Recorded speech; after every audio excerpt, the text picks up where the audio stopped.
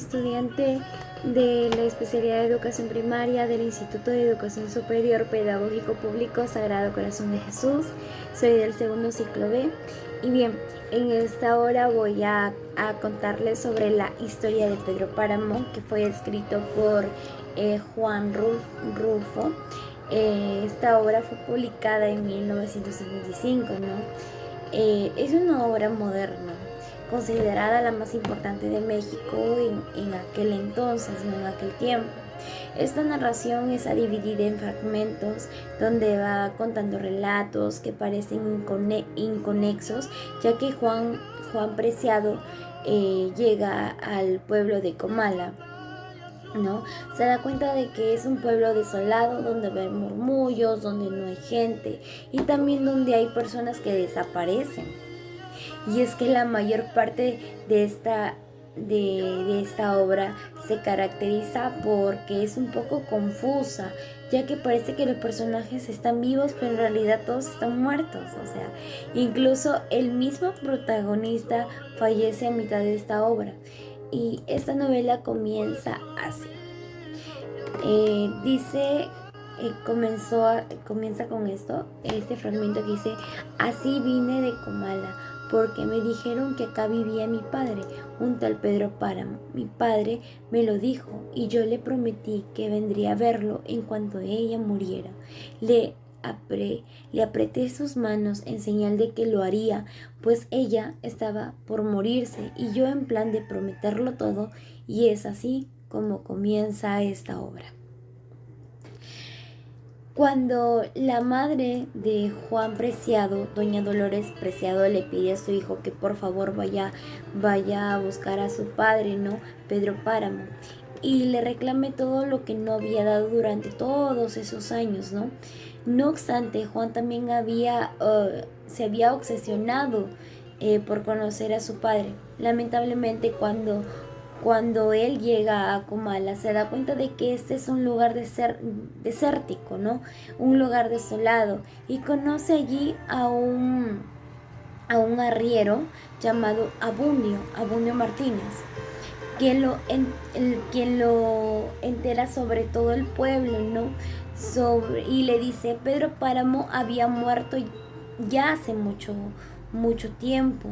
Y Abundio Martínez le dijo a Juan Preciado y lo llevó a conocer, ¿no?, la tierra de su padre, que era la media luna, ¿no? Y también le dice que él mismo es hijo de Pedro Páramo, pero que tampoco recibió nada de él, sino solo un recuerdo. De mucho dolor, le recomienda también que se hospede en casa de doña Egdubis de Yadale. Al llegar a la casa de esa señora, parece como que si ella lo hubiese estado esperando, ¿no? La señora le dice que ya sabía que él iba a llegar, puesto que se lo había dicho su madre, la señora Dolores. Sin embargo, Juan le dice que eso era imposible, porque su madre ya tenía una semana de muerto. Doña Egduvides Yagdale le dice, o le entera, o le cuenta sobre el pasado de su madre con Pedro Páramo.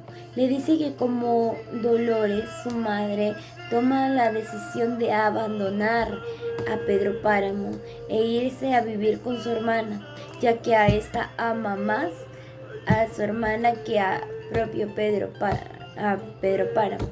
Bueno, al principio no, pero luego sí, porque se da cuenta de la personalidad malvada de ese, ¿no?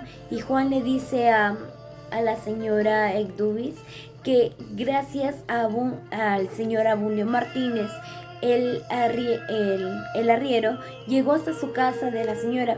Le dice que cuando Abundio era una persona muy le dice que Abundio era una persona muy buena, pero que ya había muerto. Y pues como vamos también siguiendo relatando esta historia, ¿no? Todos parecen vivos, pero resultarán que no. Lo están cuando cae la noche. Juan se va a dormir y duerme en el suelo porque la señora Egdubis le había dado el tiempo de hacerle la cama. No le dice que al estar muy cansado, él se va a dormir rápidamente. Empieza a llover y Juan escucha un grito aterrador, como de muerte. Se despierta así, todo asustado. Y en ese momento cuando llega una mujer, Damiana Cisneros, la cual trabaja de cocinera en la media luna en la hacienda. Y ella le hace saber a Juan que la señora Egdubis en realidad es otra alma que también está muerta. Poco después de este hecho, Juan conoce una pareja de hermanos llamados Dorotea y Donis, que viven en una casa abandonada. Esa casa estaba en ruinas, ¿no? De la cual no salen nunca, porque al parecer como hermanos han practicado el incesto, y Juan les hace saber, ¿no? Y Juan les pregunta que si es que en realidad todo el pueblo se encontraba solo y vacío, y Dorotea le dice que en el pueblo hay almas castigadas que están buscando el perdón de Dios. Son almas en pena. Cuando Juan se encontraba en la casa de Egdubis, esta le había contado que Pedro Páramo tuvo un hijo llamado Miguel Páramo, el cual había heredado la maldad de su padre. Por ejemplo, que había matado al hermano del padre Rentería, que había violado a su propia sobrina. O sea, un día Miguel sale al pueblo de Contla en busca de su enamorada, pero no lo logró llegar, ya que en el camino Miguel tuvo un accidente, pues el caballo en donde él iba, de nombre Colorado, se cae y Miguel muere, ¿no? Y bueno, no muere, sino ahí él regresa, bueno, sí, pero él regresa ya en forma de alma. Por eso es que, como digo, la obra es un poco confusa. Ya Miguel sí muere, pero él regresa en forma de alma, ¿ya? Entonces, y sobre todo que Pedro Páramo, donde empieza a preparar el funeral, pero para eso le pide al padre Rentería que prepare una misa para poder despedir, ¿no?, a Miguel. Y el padre acepta darle una misa, aunque no el perdón, ya que el padre tenía un odio especial a San Miguel, ¿no? Era una persona muy mala, por lo que había matado a su hermana y violado a su sobrino, por lo que le concedió el perdón de Dios, seguir el perdón de Dios, ¿no? También a Pedro Páramo Pedro Páramo le intenta sobornar al padre Rentería, y pues lamentablemente el padre termina accediendo, ¿no? Sin embargo, esto le genera al padre un conflicto moral y termina cargando un sentimiento de culpa, y luego nos cuenta que sobre la muerte de Juan Preciado, quiere salir de Comala, quiere regresar a casa, pero no hace nada para conseguirlo. No se deja llevar el tiempo de miedo y se ahoga y lo matan los murmullos, no de todas las almas del pueblo. Ya en la tumba Juan Preciado, ahí vemos cómo esta obra también continúa a pesar de la muerte, ¿no? Y es donde se encuentra con Dorotea, y ella le sigue comentando a Juan Preciado, le dice que pues le mataron los murmullos, ¿no? Y ella le contesta que en realidad se estaba haciendo el vivo, porque él ya, la muerte desde que había llegado al pueblo, a partir de ese momento Juan Preciado se convierte en un simple espectador, o un simple receptor. Abandona la obra porque quien sigue comentando es Dorotea, quien se convierte en la narradora, y es aquí donde se concentra la obra en la vida en sí de Pedro Páramo, y nos van a contar cómo es que él fallece en fragmentos. Anteriormente nos ha de conocer que Pedro Páramo nos cuenta que había desarrollado esa personalidad tan malvada que tenía, pues se cuenta que uno de los sucesos que más influyó en la personalidad de Pedro fue la muerte de su padre Lucas Páramo, quien habría recibido una bala perdida cuando había asistido a una boda. Poco después que fallece su padre, fallece también su madre, por lo que Pedro finalmente hereda la media luna, ¿no? Que lamentablemente se encontraba llena de deudas. Después de heredar la media luna, Pedro se da cuenta que la media luna estaba llena de deudas, que no las va a poder pagar. Entonces manda a llamar a un trabajador de su padre llamado Fulgor Sedano. Y la misión de este hombre era conseguir saldar las deudas que tenía, no en la media luna. Entonces Fulgor se da cuenta de que Pedro Páramo es una persona bastante lista, ya que consigue pagar las deudas y conservar sus tierras. Bueno, haciéndolo por medio de engaños, muertes y asesinatos, ¿no? Para lograr pagar las deudas, Pedro Páramo tiene que empezar a frecuentar a Dolores Preciado, la madre de Juan Preciado, ¿no? La cual posee varias tierras, aunque no la ama más, o sea, la quiere por conveniencia, ¿no? Sabe que si se casa con la señora Dolores,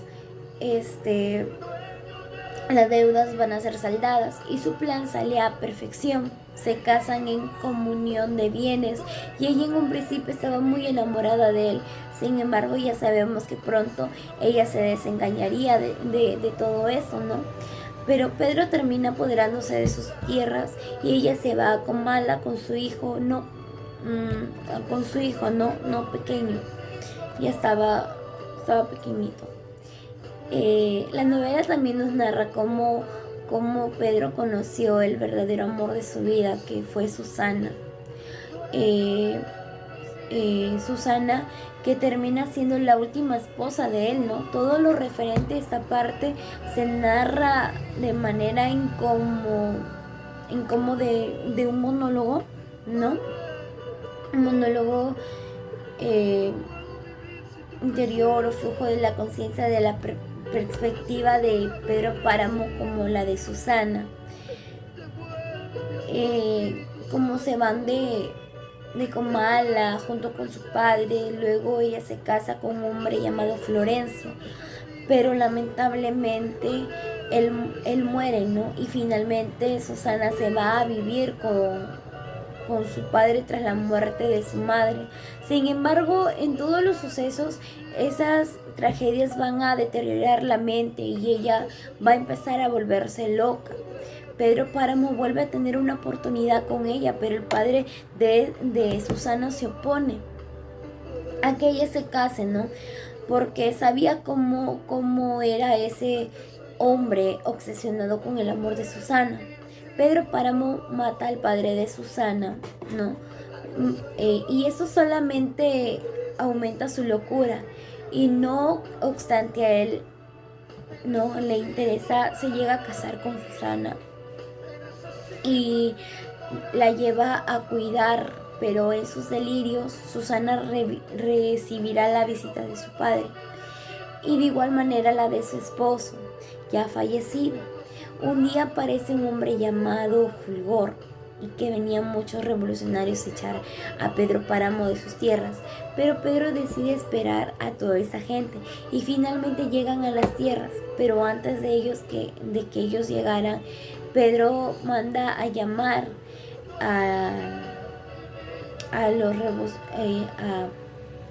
uno de ellos, ¿no? Y los revolucionarios le explican a Pedro que se ha formado una revolución por considerarlos unos ladrones. Lo que realmente necesitaban los revolucionarios era un patrocinador para la revolución, ¿no? Pero Pedro, astuto, le da 300 hombres y algo de 100,000 pesos, 100,000, sí, 100,000 pesos, que era más de lo que los revolucionarios querían. Y Pedro pues finalmente se logra quedar con todas las tierras. Poco tiempo después de todos esos sucesos, a pesar de que Pedro Páramo cuidó mucho a Susana, ella fallece. Mientras tanto, la gente del pueblo que no sabía lo que había pasado, y que Susana era la única mujer que la había amado el pueblo, ¿no? Que había amado el señor Pedro. Entonces el pueblo empieza a celebrar fiestas, ¿no? Mientras las campanas empiezan a sonar muy fuerte tras la muerte de Susana, Pedro Páramo, sumido en el dolor y en la depresión de la muerte de Susana, promete vengarse del pueblo. Y dice: me cruzaré de brazos y Comala morirá de hambre. Y así lo hizo. Comala se va quedando sin gente mientras la desolación y el abandono cubren por completo el pueblo de Comala. Y bueno, eso es todo. Muchas gracias. Hasta luego.